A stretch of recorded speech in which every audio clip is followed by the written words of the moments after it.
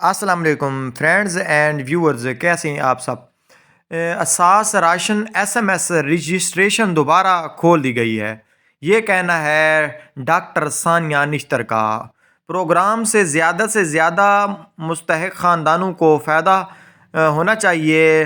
اس programme کے ذریعے جو اساس راشن پروگرام ہے، اگر آپ لوگ چاہتے ہیں کہ آپ لوگ بھی اس کے لیے اہل ہو سکیں اور آپ لوگوں کو بھی راشن مل سکے، سبسڈی مل سکے، تو کائنڈلی اس ویڈیو کو مکمل دیکھیں اور اپنی جلد سے جلد رجسٹریشن کروائیں۔ رجسٹریشن کا طریقہ کار بھی میں آپ لوگوں کو بتانے جا رہا ہوں۔ پہلے بھی میں نے آپ لوگوں کو بتایا ہوا ہے کہ نیشنل بینک آف پاکستان کے تعاون سے پروگرام کا ضابطہ آغاز ہو گیا ہے، تمام انتظامات مکمل ہیں، یہ کہنا ہے معاون خصوصی ڈاکٹر ثانیہ نشتر کا۔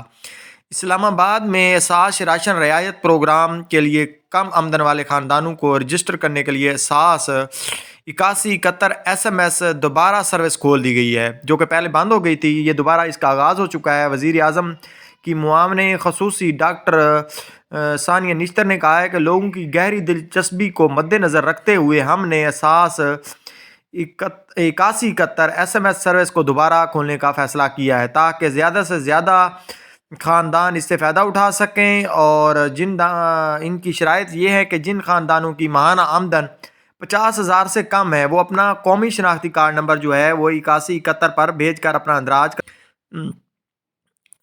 درخواست دینے والے کے لیے یہ ضروری ہے کہ صرف ایک اس کا فرد جو اس کا موبائل نمبر اس کے اپنے ہی کمپیوٹرائز شناختی کارڈ نمبر پر جاری کیا گیا ہو، وہ 8171 کے ذریعے اپنے خاندان کو رجسٹر کروا سکتا ہے۔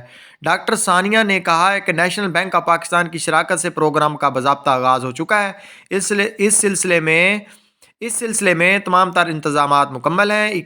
26 جنوری 2022 کو پورٹل کے بند ہونے تک رجسٹریشن کے پہلے مرحلے میں 19.5 ملین درخواستیں موصول ہوئی تھیں، جن میں سے 9.3 ملین خاندانوں کو نشاندہی کی گئی ہے، جن کی فل فور طور پر ڈیٹا وغیرہ چیک کیا جا رہا ہے، اور کافی سارے لوگوں کی اہلیت بھی جان لی گئی ہے کہ وہ اس کے لیے اہل ہے، اور 8171 سے ان کے لیے اہلیت کے میسیجز وغیرہ جو پیغامات SMS کے ذریعے بھی جاری ہو رہے ہیں۔ اگر آپ ویڈیو اچھی لگی تو لائک کریں اور سبسکرائب کریں۔